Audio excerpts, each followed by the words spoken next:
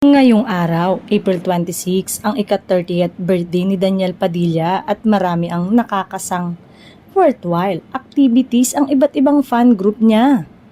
Pero dahil sa napakaraming trabaho ngayon ni Daniel ay pansamantala muna itong isinantabi at niresked after his birthday. Bukod sa taping ng Incognito at iba pang showbiz works, ay busy rin si Daniel sa pagtulong sa kanyang mga magulang na sina Carla Estrada at Romel Padilla. Sa katunayan, ramdam na ramdam ang pagmamahal ni DJ sa kanyang tatay na si Romel Padilla noong Martes ng gabi. Marami siyang pinasayang tao sa Nueva Ecija para suportahan ang ama niya sa kandidatura nito sa lugar na yun. Aliw na aliw nga ang mga fans na dumalo sa event dahil after mag-perform on stage ay tinawag ni Daniel si Omeng ng Papa at ilang beses niyang sinigaw ang salitang yon para paakyatin sa entablado ang kanyang tatay.